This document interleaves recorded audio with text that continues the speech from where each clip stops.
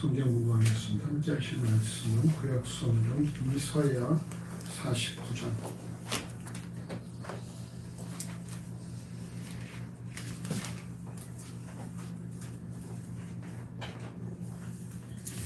이사야 49장 5절에서 7절까지의 말씀입니다. 구약 성경 1027쪽 중으로 있습니다. 5절, 6절, 7절, 7절의 말씀을 한 절씩 교독하시고 마지막 7절은 합독하시겠습니다. 이사야 49장 5절에서 7절까지 5절을 공독합니다. 나는 여호와의 보시기에 존귀한 자라. 나의 하나님이 나의 힘이 되셨도다. 다시 야곱을 자기에게로 돌아오게 하시며 이스라엘을 자기에게로 모이게 하시려고 나를 태에서 낳음으로부터 자기 종을 삼으신 여호와께서 말씀하시니라. 그가 가라사대 내가 나의 종이 되어 야곱의 지파들을 일으키며 이스라엘 중에 보존된 자를 돌아보게 할 것은 오히려 경한 일이라. 내가 또 너로 이방의 빛을 삼아 나의 구원을 베풀어서 땅 끝까지 이르게 하리라.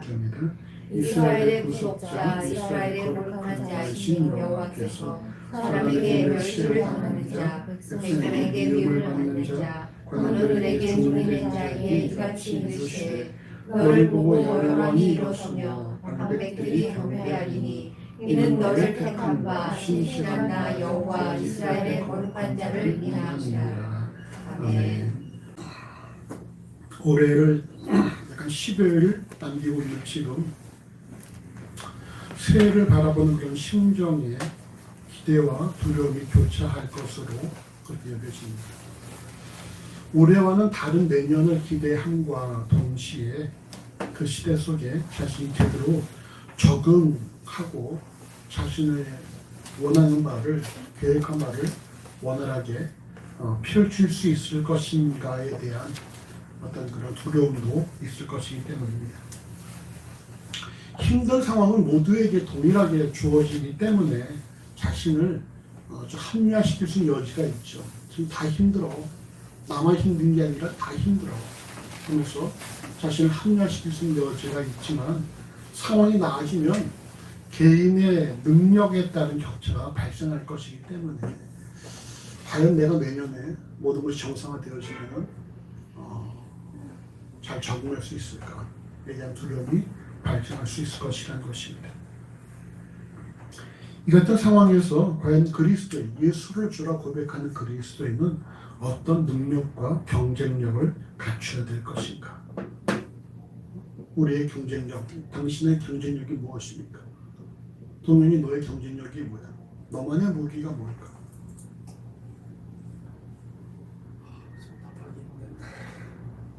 일 번 수려한 외모, 2번 단단한 근육,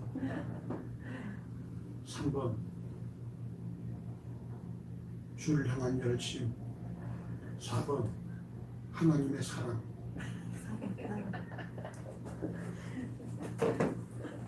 제가 3번에서 고개 끄덕끄덕거렸어. 상당히 열심히 생각하는 것 같아요. 우리의 경쟁력은 과연 무엇일까? 이에 대해 오늘 본문은 하나님께서 사용하시는 일꾼의 자격과 역할, 그리고 하나님께서 사용하시는 일꾼들에게 주어진 보상에 대해서 말씀을 하고 있습니다. 오늘 말씀을 통해서 자신을 점검하시고 돌아오는 새해를 준비하는 그런 시간이 되어지기를 간절히 소원하는 마음으로 말씀을 나눕시다. 오늘 본문은 하나님의 종 메시아에 대한 말씀으로 이사야 49장 1절에서부터 시작되어집니다. 49장 1절은 내가 태에서 나음으로부터 나를 부르셨고 내가 어미의 복중에서 나음으로부터 내 이름을 말씀하셨으며 라고 이어지는 3절에서는 너는 내 종이요 내 영광을 나타낸 이스라엘이라 이렇게 말씀합니다. 그러면 4절을 보시면 나는 말하기를 내가 헛되이 수고하였으며 무익히 공연히 내 힘을 다하였다는 고백을 통해 하나님의 일꾼의 삶이 무의로 돌아갈 것, 헛수고하고 있구나 내가 라는 그런 고백을 하는 것처럼 보이지만 결국 여러분 4절 하반절에 뭐라고 말씀합니까? 4절 하반절 같이 읽어보십시다. 정령이 나의 신원이 여호와께 있고 나의 보응이 나의 하나님께 있느니라. 이 말씀 통해서 하나님의 평가가 있을 것이라는 사실을 고백하고 있어요. 무슨 말입니까? 지금 당장의 어떤 결국 하나님의 일꾼의 삶이 무엇이냐?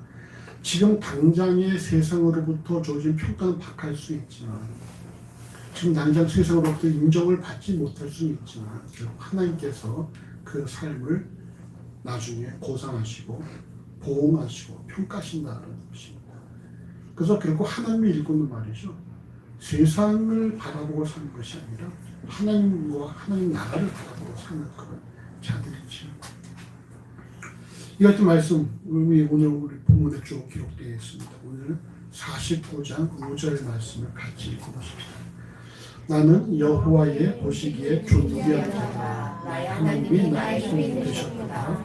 다시 야곱을 자기에게로 돌아오게 하시며 이스라엘을 자기에게로 모이게 하시려고 나를 태에서 낳음으로부터 자기 종을 삼으신 여호와께서 말씀하시니라. 아멘.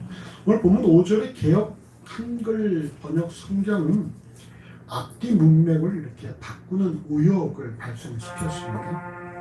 동일한 구절을 세 번역은 내가 태어나기도 전부터 주님께서는 나를 그의 종으로 삼으셨다. 야곱을 주님께로 돌아오게 하시고 흩어진 이스라엘을 다시 불러 모으시려고 나를 택하셨다. 그래서 나는 주님의 귀한 종이 되었고 주님은 내 힘이 되셨다. 주님께서 내게 말씀하셨다. 라고 번역을 하고요. 개역 개정은 이제 여호와께서 말씀하시나니 그는 태에서부터 나를 그의 종으로 지으신 이시요 야곱을 그에게로 돌아오게 하시는 이시니 이스라엘이 그에게로 모인도다. 그러므로 내가 여호와 보시기에 영화롭게 되었으며 나의 하나님은 나의 힘 되셨다. 이렇게 번역하고 있습니다. 즉 개역 한글은 무엇입니까? 존귀하고 여호와께서 힘이 되시는 자, 여호와로부터 힘을 받는 자, 이런 자격을 갖춘 자를 하나님의 종으로 삼아서 야곱과 이스라엘이 돌아오도록 하는 역할을 맡기신 것처럼 번역을 했지만 히브리 원어 성경을 비롯한 앞서 언급한 번역 성경은 하나님께서 야곱과 이스라엘이 돌아오는 일을 맡기신 이후에 그가 여호와의 존귀한 자가 되고 여호와께서 그의 힘이 되셨다 이렇게 기록하고 있다는 거예요. 그러므로 그래서 내가 여호와의 존귀한 자가 되고 여호와께서 나의 힘이 되셨다 이렇게 번역하고 있다는 것입니다. 다시 말은 무슨 말이겠습니까? 여호와께서 하나님의 종으로서의 자격을 갖춘 이후에 야곱과 이스라엘이 돌아오도록 하는 일을 맡긴 것이 아니라 그를 불러서 일을 맡기신 이후에 그에게 감당할 수 있는 힘과 신분을 보장하셨다라는 거예요. 자격을 갖춘 자들을 부르신 것이 아니라 그들을 부르셔서 그들에게 역할을 맡기신 이후에 그 이후에 자격을 그들에게 허락하신다라는 사실입니다. 이를 볼 때에 하나님의 일꾼의 선택하는 기준은 무엇입니까? 개개인이 소유한 능력이 아니다라는 거예요. 왜 그럴까? 왜 하나님께서 능력을 요구하시지 않을까? 병원아. 영광을 드러내서. 누구 영광? 어떻게? 힘이 없는 자를 사용해서 하나님이 힘을 줘가지고 사용하면 그게 사람의 공이 아니라 하나님의 공이. 그래. 결국 그 사이에 무슨 말이야? 결국 하나님 일꾼의 힘은 어디서부터 나오는 거야? 하나님으로 나오는 것이지. 하나님 일꾼의 힘의 원천은 하나님께 나오기 때문에 그에게 특별히 다른 힘이 요구되지 않는다는 것입니다. 하나님께서 원하시는 일꾼의 자격에 대해서 사무엘상 15장 20절은 뭐라 말씀합니까? 순종이 제사보다 낫고 듣는 것이 성의 길보다 나으니라 말씀을 통해서 순종의 중요성에 대해서 강조하고 있습니다. 하나님의 말씀이라면 무엇이든지 순종할 준비가 되어 있는 바로 그들이 하나님께서 원하시는 일꾼의 그런 자격이라는 거예요.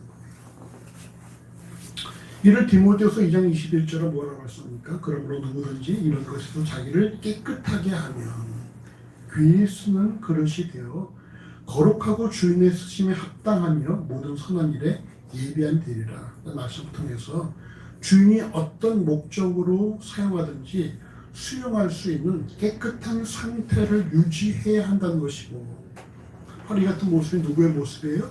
죽기까지 복종하신 예수 그리스도의 삶이라는 것입니다. 누가복음 9장 13절은 누구든지 나를 따라오려거든 자기를 부인하고 자기 십자가를 지고 나를 쫓을 것이라는 말씀을 통해서 주를 따르는 자들의 자격이 뭐라고 말씀하고 있습니까? 누구든지 나를 따라오려거든 자기를 부인하고 자기 십자가를 지고 나를 쫓을 것입니다. 주께서 요구하시는 그런 주를 따르는 자의 자격이 뭐예요? 자기 부인, 자기 부인. 왜 자기 부인입니까? 이 자기 부인만이 예수를 따르는 자들의 유일한 자격이라는 것인데 왜 자기 부인이 필요하겠어요? 김 집사님, 왜 자기 부인이 필요할까?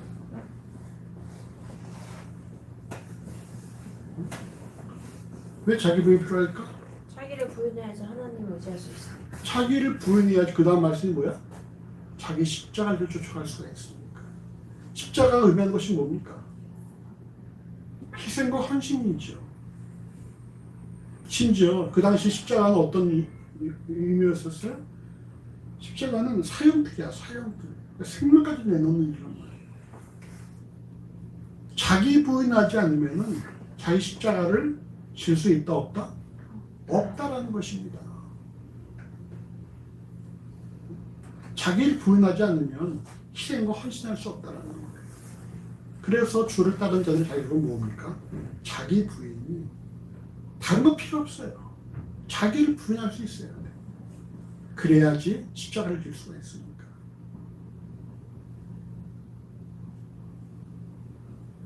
결국 자기를 부인함으로 자신을 깨끗하게 한 사람만이 무엇이든지 짊어질 수 있는 그런 준비가 되어 있는 사람이다. 오늘날 현대사회는 능력을 갖춘 이들을 선호합니다. 이에 개인적으로 다양한 스펙을 쌓으려고 전전긍긍하고 다른 이들보다 부족한 스펙을 소유한 이들은 경쟁력 부족으로 뒤로 물러날 수밖에 없는 것이 현실입니다. 그러나 성경에 기록된 하나님의 일꾼 중에 자격과 능력을 갖춘 이들은 없었다는 거예요. 아브라함은 누굽니까? 그 당시에 자기의 본토와 친척과 아비 집을 떠나서 혈혈단신으로 가나안 땅을 이주한 사람이잖아요. 죽음에 두려워서 두 번씩이나 자기 아내를 동생으로 속이면서 목숨을 부정했던 사람이지 않습니까? 근데 그런 자가 결국은 하나님만이 최고라는 사실을 고백한 이후에 하나님께 쓰임받는다는 것이죠. 그럼 모세는 누구예요? 자기의 힘으로 뭔가를 하려다가 실패로 돌아가자 도망가서 40년 동안 광야에서 양을 치던 자입니다. 당시 여러분 유대인들은 말이에요. 60살이 넘으면은 양을 치지 않았다 그래요. 근데 모세는 80대까지 누구 양을 쳤어요? 자기 양도 아니라 장인의 양을 쳤다라는 것입니다. 여호와께 부르시니까 나는 아무것도 할 수 없습니다라고 고백했던 바로 그런 모세를 하나님께 들어서 이스라엘 지도자가 세우시지 않습니까? 요즘 누가 사사기를 계속해서 묵상을 올리던데 여러분 사사들의 특징이 뭐예요? 다? 처음부터 제대로 신뢰 갖춘 사람이 있었습니까? 아니라는 거예요. 다 갑자기 하나님께 부르심을 입었고 유일한 공통점은 뭡니까? 내가 너와 함께한다. 하나님의 동행하심이 바로 그들에게 주어진 유일한 힘이었다는 것이죠. 모두 당시 관점으로는 아웃사이더였지만 하나님께서 이들을 사용하셨고 이들에게 요구하신 것은 오직 한 가지예요. 이 사사의 경우에 묵상하지? 한 가지가 뭘까? 사사들의 그 공통점 한 가지는 뭐야? 하나님 요구하시는 것이 뭐야? 모르겠어. 열심히 묵상하고 모르겠어. 하나님의 동행하심을 확신하는 것.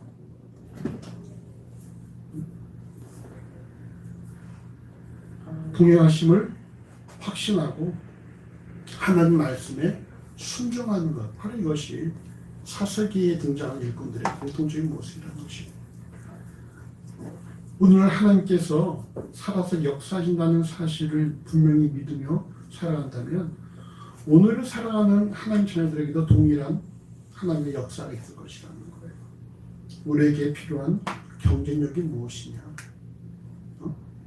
하나님 나와 함께 하시고 오직 말씀만이 내 삶의 유일한 무기라는 사실을 고백하는 이것이 우리의 경쟁력이라는 것이죠. 동현이 너의 경쟁력이 뭐라고? 하나님과 함께 하나님 함께 하시고. 형원이 너의 경쟁력이 뭐야? 하나님 동행하시고.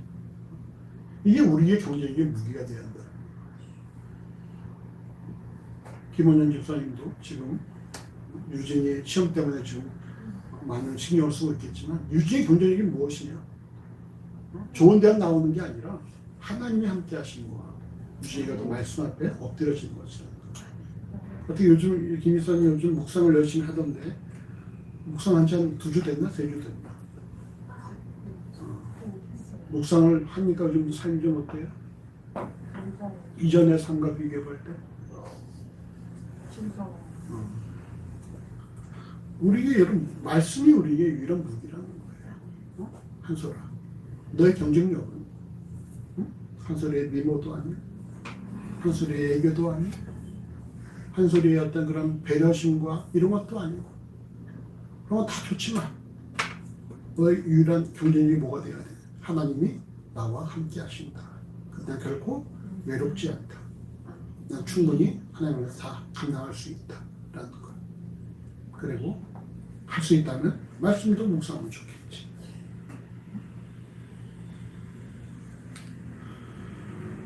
여러분 오직 하나님만이 우리의 경쟁력이자 능력이 되어지시기를 간절히 소원합니다. 그 다음 말씀도 같이 읽어보시죠. 사실 한 6절인데 같이 읽어보십시다. 그가 가라사대 내가 나의 종이 되어 야곱의 지파들을 일으키며 이스라엘 중에 보존된 자를 돌아오게 할 것은 오히려 평안이리라. 내가 또 너로 이방의 빛을 삼아 나의 구원을 베풀어서 땅 끝까지 이르게 하리라. 오늘 보면 6절에서 여호와께서 하나님 선택하신 일꾼을 통해 하실 일이 무엇입니까? 그것은 바로 야곱과 이스라엘 백성을 여호와께 돌아오게 하는 일이라는 거예요. 돌아오게 하는 일. 이를 오늘 본문 5절은 다시 야곱을 자기에게로 돌아오게 하시며 이스라엘을 자기에게로 모이게 하시려고, 6절은 야곱의 지파들을 일으키며 이스라엘 중에 보존된 자를 돌아오게 할 것이라 말씀합니다. 5절에 다시 돌아오게 하시며 또 6절에 일으키며 보존된 자를 돌아오게 하는 표현은 결국 뭡니까? 하나님께서 자녀 삼으신 이스라엘 백성이 비록 범죄해서 여호와의 징계를 받았지만 다시 이전처럼 하나님의 관계가 회복되도록 하나님께서 하신다라는 거예요. 결국 하나님의 일꾼에게 주어지는 역할은 뭡니까? 하나님 백성으로 하여금 다시 하나님께로 돌아오게 하는 것입니다.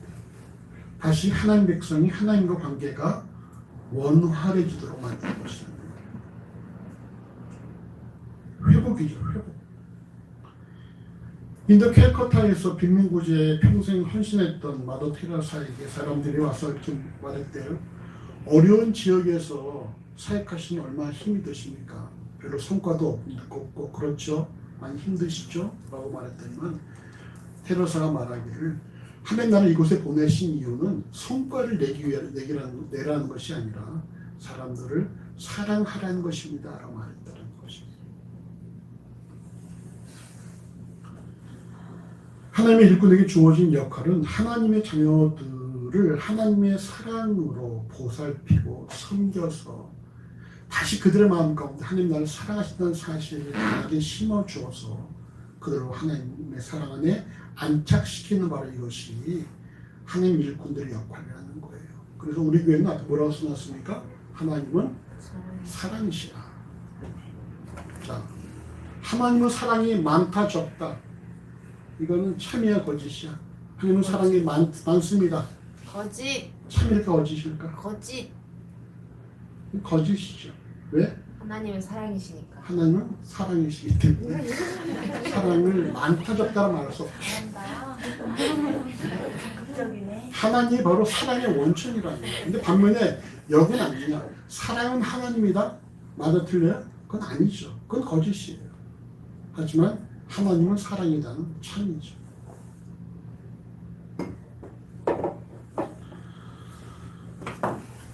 오늘 모든 공동체, 교회 공동체의 일꾼들은 하나님께서 자신을 일꾼으로 삼으신 이유가 결코 화려한 건물을 짓고 거기에 사람들을 가득 채워서 자신의 이름을 드높이려는 것이 아니라 한 사람 한 사람을 하나님의 사랑으로 섬김으로 하나님께서 원하시는 그런 모습으로 회복하는 것이라는 사실을 명심을 해야 됩니다. 오늘날 대한민국 사회에 그리스도인이 많다고 하더라도 계속 죄악이 사라지지 않는 일은 무엇입니까? 우리가 회복에 별 관심이 없다는 거예요. 그냥 당장 우리의 관심은 어디에 있을까? 대부분 사람 관심이 어디 있겠어요? 어떻게 하면 이 땅에서 잘 살까에 관심이 있지. 하나님 나라에 합당한 백성으로서의 삶에는 별 관심이 없다는 거예요. 목회자들조차도 별 회복에 관심이 없어요. 어떻게 하면 더 사람들 많이 모이게 할까? 어떻게 하면 더 이름을 알릴까? 이런 데 관심이 있지. 회복에 별 관심이 없어요. 오늘 저는 강론을 준비하면서 하나님께서 이것을 회복이라는 이름의 공동체를 허락하시고 그동안 한 18년 동안에 우리 나름대로 회복에 맞는 사람들을 힘쓰게 하시면 참 감사해요. 내가 뭐 죽을 것도 없고 그저 회복에만 힘써 살아오게 하신 것에 개인적으로 좀 감사합니다. 더 나아가서 오늘 보면 6절은 하나님 백성의 회복을 경한 것, 즉 쉬운 것, 이것이 최종 목표가 아니다 이렇게 말씀을 하시고 이방의 빚을 삼아 나의 구원을 베풀어서 땅끝까지 이르게 하겠다 이렇게 말씀하고 있습니다. 즉 하나님께서는 하나님의 일꾼을 통해서 하나님의 백성의 회복은 물론 이를 통해 온 세상에 하나님의 구원을 널리 증거하시고 이루시라는 뜻과 계획을 갖고 계시다는 것입니다. 이는 결국 예수 그리스도의 십자가 사역으로 말미암아 시작을 해서 사도행전 13장 47절에 내가 널 이방의 빚으로 삼아 너로 땅끝까지 이르게 하리라 라는 말씀처럼 바울이 이방의 선교에 나서게 되었고 훗날 많은 선교사들 특별히 또 아펜질레나 언더도 이런 사람들이 또 이 한반도에 들어와서 우리가 또 믿는 자가 되어진 것이죠. 어떤 회복교회도 속한 이들의 회복은 물론 또 최한민 선교사의 사역의 기도와 물질로 협력하면서 또 우리 또 이방의 빚에 어떤 그런 되는 데 있어서 우리가 조금이나마 미력하나마 또 함께 동참하고자 하는 것입니다. 그거 참 감사해요. 감사한 게 우리가 한 10명 정도가 헌금에 동참을 하는데 지금 보니까 선교 헌금이 한 53만 원 정도, 53만. 그걸 충분히 선교사 한 명을 하고 또 미라벨 또 돕고 또 우리가 또 교회도 지역교회도 돕고 말이죠. 여러 가지 일을 할 수 있다는 거. 참 감사해요.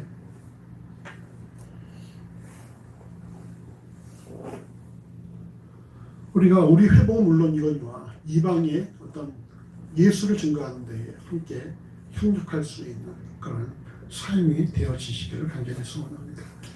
그 다음 말씀 보시죠. 49장 7절입니다. 같이 읽어보십시다. 이스라엘 구속자, 이스라엘 거룩한 자이신 여호와께서 사람의 멸시를 당하는 자, 백성에게 미움을 받는 자, 그놈들에게 종이 된 자에게 이같이 이르시되 너를 보고 열방이 일어서며 방백들이 경배하리니 이는 너를 택하시며 신실한 나 여호와 이스라엘 거룩한 자를 인함이니라. 아멘. 그러나 결코 하나님의 존귀하심을 받고 또 하나님께서 그의 힘이 되어 주신다고 해서 일꾼의 삶이 녹록한 것은 아니라는 것입니다. 그 본문은 하나님 일꾼에서 뭐라고 말씀합니까? 그는 사람에게 멸시를 당하는 자, 또 백성에게 미움을 받는 자, 그리고 관원들에게 종이 된 자라고 말씀하고 있다는 것이죠. 하나님의 일꾼은 이처럼 사람들에게 멸시를 당하고 백성들에게 미움을 받으며 관원들에게 종이 된다. 결국 이건 누구를 칭하는 거예요? 이건 바로 메시아, 즉 그리스도를 지칭하는 것이죠. 이사야 53장 3절은 그는 멸시를 받아서 사람에게 실어버린 바 되었으며 간고를 많이 겪었으며 질고를 아는 자라. 마치 사람들에게 얼굴을 가리우고 보지 않음을 받는 자 같아서 멸시를 당하였고 우리도 그를 귀히 여기지 아니하였도다라는 말씀을 통해 메시아가 받을 고난에 대해서 말씀하고 있기 때문입니다. 이 디모데후서 1장 8절에서도 바울이 믿음의 아들 디모데에게 뭐라고 말했어요? 오직 하나님의 능력을 쫓아 복음과 함께 고난을 받으라 권면하고 있습니다. 복음과 함께 고난은 병행되는 복음이라는 거예요. 복음과 고난은 병행하고 있다는 거죠. 이처럼 하나님의 종이라면 그는 고난과 멸시를 각오해야 됩니다. 결국 하나님의 종에게 주어진 능력은 잃어버린 하나님의 백성을 회복한 것과 함께 주어진 모든 고난과 멸시를 감당하는 힘이라고 할 수가 있습니다. 다시 말해서 하나님 일꾼 되는 증거가 무엇이냐? 그가 하나님만이 힘이 되어지는 사람들, 그리고 회복에 힘쓰는 사람들. 세 번째가 뭐예요? 세상으로부터 멸시와 미움을 받는 자들의 모습이라는 것입니다.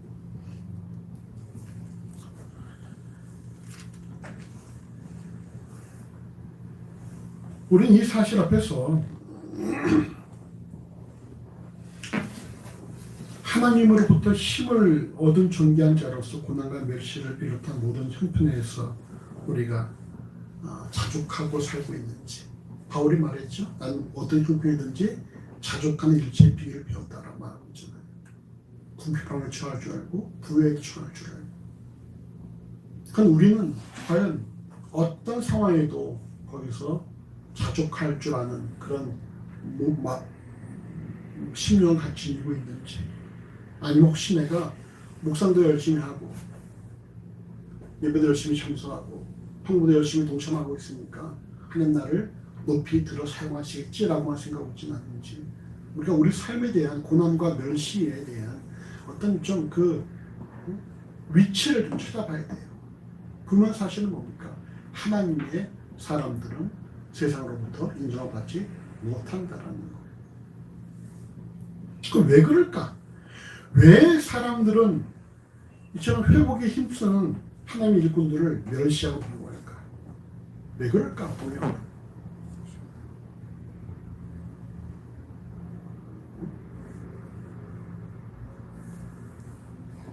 네가 회복에 힘쓰면 사람들이 너를 인정하지 않을 거라는 거예요. 왜 그럴까? 경원아, 왜 그럴까? 경원이가 회복에 힘쓰면, 네가 친구를 회복에 힘쓰면 사람들을 인정하지 않을 거라는 거야. 왜 그럴까?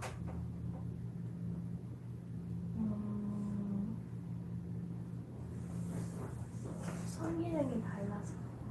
어떻게 달라? 나는 하나님을 보지만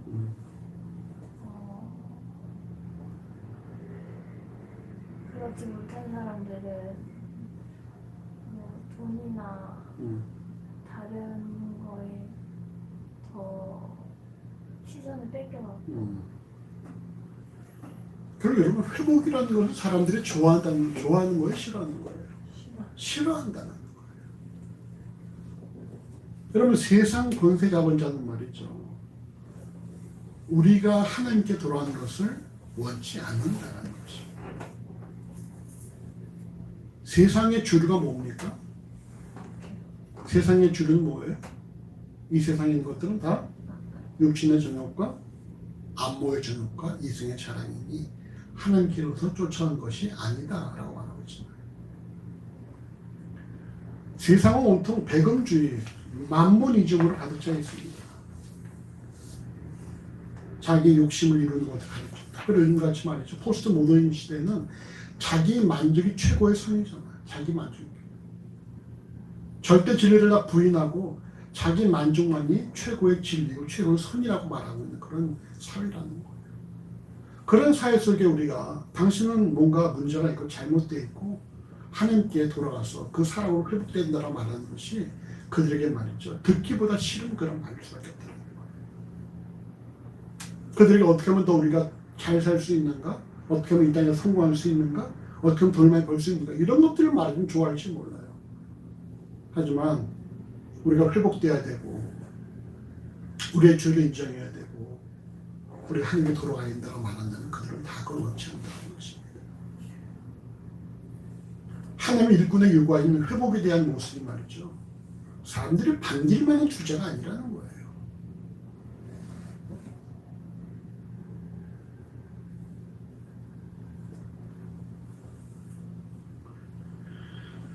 그렇기 때문에 하나님의 일꾼들은 결코 세상으로부터 주어지는 찬사를 기대할 수가 없습니다.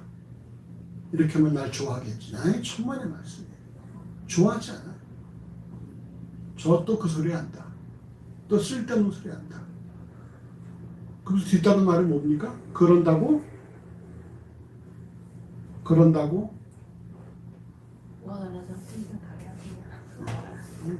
항상 나오는 말이죠. 그런다고 뭐가 나와?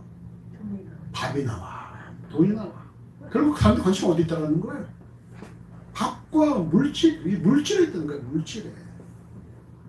과연 내게 유익이 무엇이냐에 관심이 있지. 우리가 회복돼야 된다. 우리의 정체성이 회복돼야 된다. 우리의 본질이 바뀌어야 된다는 점에 관심이 없다는 거예요. 과연 그것이 나와 무슨 상관이 있느냐. 그것이 나에 무슨 유익이 있냐를 묻고 있지. 우리가 마땅히 가야 할 길에서 관심이 없다는 것입니다. 그래서 회복을 회복을 꾸는 사람들은 말이죠. 별로 사람들한테 인정을 받지 못하죠. 그럼 여러분 오늘 본문 7절 하반절에 뭐라 말씀합니까? 같이 읽어보십시다. 본문 7절 하반절에 관원들에게 종이는 이같이 이르시되 너를 보고 여러분이 일었으며 방백들이 경배하리니 이는 너를 택한 바 신실한 나 여호와 이스라엘의 거룩한 자를 인함이니라. 아멘.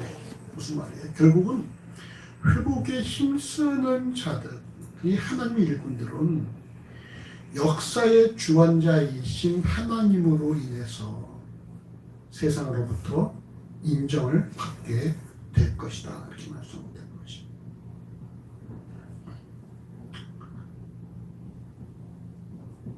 개인의 죄악에 따른 징계는 개개인에게 책임이 있으나 하나님의 일꾼으로서 하나님의 백성의 회복을 힘쓰다가 세상에서 받는 멸시와 미움은 이건 전적으로 하나님의 책임이기 때문에 결국 하나님께서 하나님의 일꾼이 받는 멸시와 미움을 제거하시고 그들을 높여주신다라는 거예요. 그래서 우리가 앞서 4절에서 뭐라 말씀했습니까? 나의 신원이 여호와께 있고 나의 보응이 나의 하나님께 있느니라. 이렇게 고백하는 것입니다. 오직 내 평가는 하나님만이 하신다라는 것이죠. 세상은 나를 미워하고 세상은 나를 멸시하고 세상은 나를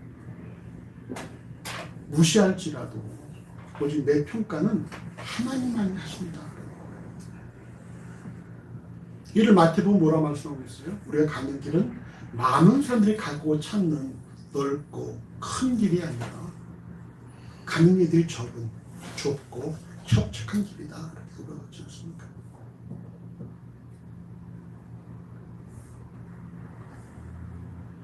하나님의 일꾼이 하나님의 말씀에 순종함으로 세상이 추구한 것과 전혀 다른 사람들이 하나님께 돌아오도록 하는 이 회복에 힘을 쓰면 사람들에게 인정받지 못하고 때로는 멸시도 받고 또 고난도 받겠지만 결국은 하나님께서 하나님의 때가 되면 그들을 하나님으로 말미암아 높여 주시겠다라는 거예요. 그래서 여러분 결국 하나님의 일꾼들은 말이죠.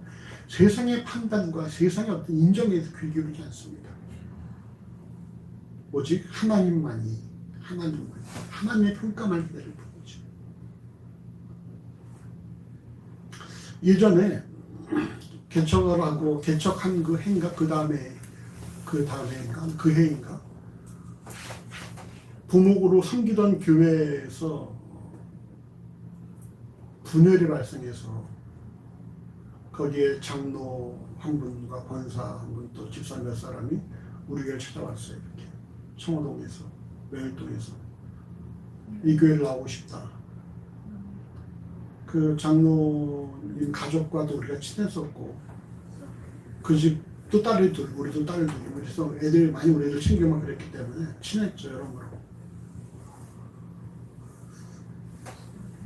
근데 이제 거기에 대해서 상당히 갈등이 있었어요. 이걸 어떻게 해야 되나. 근데 결국 내 마음속에 뭐가 있었냐면 결국 내가 다른 교회에 어려움을 두어서 우리 교회가 배부르지 않겠다는 그런 어떤 그게 있었기 때문에 계속 이제 오시지 말라는 얘기들은 계속 이제 예배를 참석을 했고 한 달째 되는 때에 설교하다가 그런 설교를 했어요. 하나님의 일꾼이 한결같아야 된다.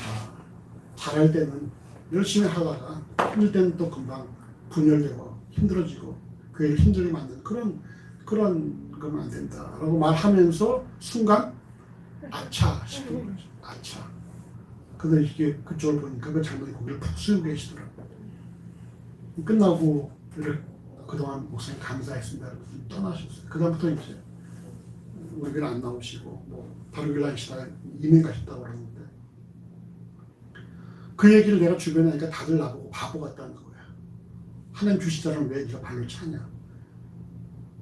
장로면서 이거 얼마나 힘든지 아냐.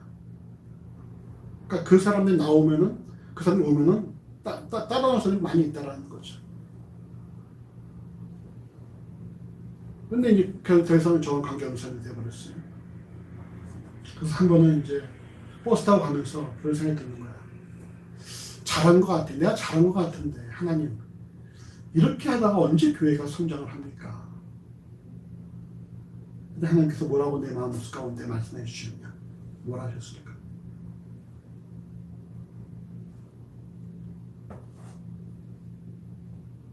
성장 안 해도 된다고. 이거 기억 안 나? 선생님? 이거 네. 내가 한동안 한 것 같은데? 기억이 나지 않습니다. 뭐라고 그랬을까? 하나님께서 내 마음 가운데. 기억이 나지 않습니다. 돈이 뭐라고 하셨을까? 이게 성장했다. 일단 그냥 뭐 이런 마음 주셨어요. 교회는 성장하라고 있는 것이 아니다. 교회는 하나님의 뜻을 펼치는 것이지 성장이 교회 목적이 아니다. 그러셨어요. 하나님의 말씀대로 제대로 하는 게 교회의 역할이지 성장이 교회의 목표가 아니다.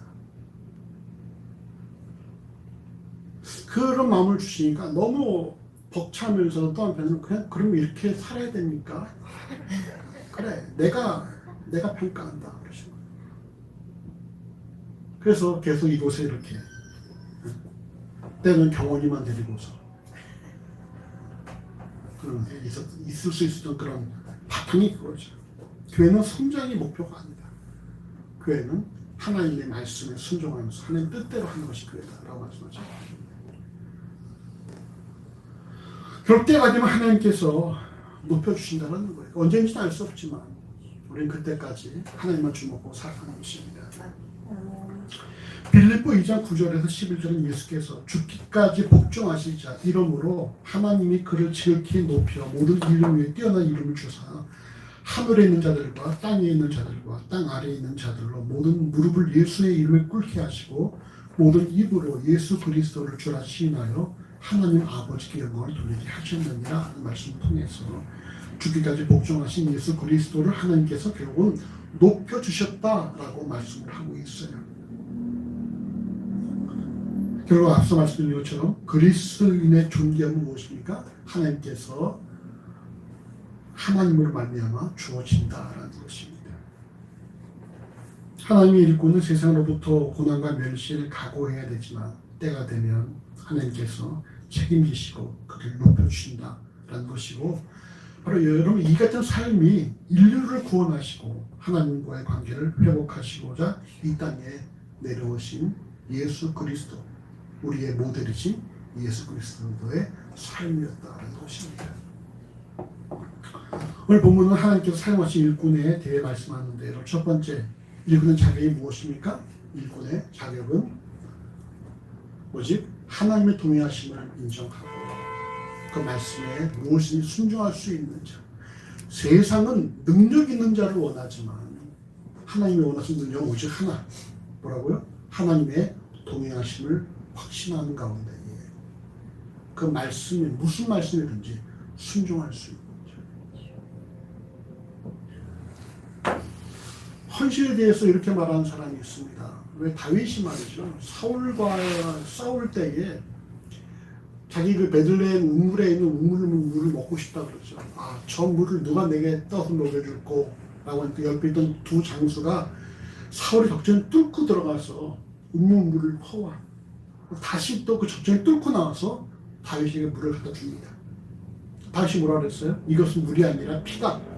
그 물을 쏟아버리고 싸워서 이겼다라는 그런 기록이 성경에 있는데 다윗의 말이라면 적진을 뚫고 들어갔다가 가서 물을 퍼다가 뚫고 나오는 말씀이라면 무조건 순종할 수 있는 것이 헌신이다. 이렇게 표현하는 책이 있어요.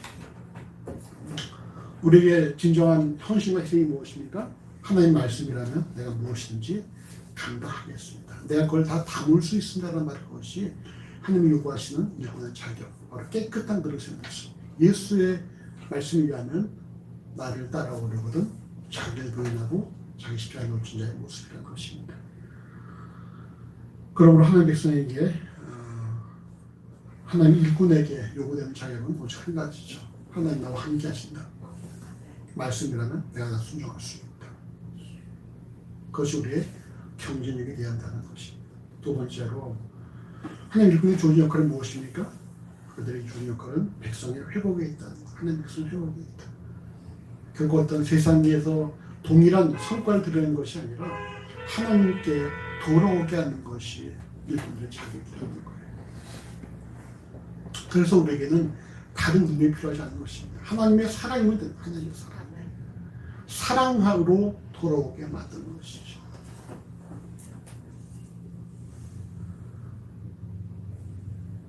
끝으로 이처럼 하나님의 백성이 회복을 힘쓰는 자들은 결국 세상의 추구하는 것과 전혀 다르기 때문에 세상으로부터 인정하지 못한다. 더 심하게 말해서 멸시와 천대를 받을 수도 있다. 그렇지만 하나님의 일꾼 하나님께서 책임지신다. 그래서 하나님께서 반드시 그들을 때가 되면 높여주신다. 그래서 하나님의 일꾼들은 하나님을 주목하고 살아간다. 세상의 인정평가를 바라는 것이 아니라 하나님을 주목하는 가운데 나의 신은 여호와께 있고 나의 보상이 여호와께 있다고 고백한 자들이라는 거예요.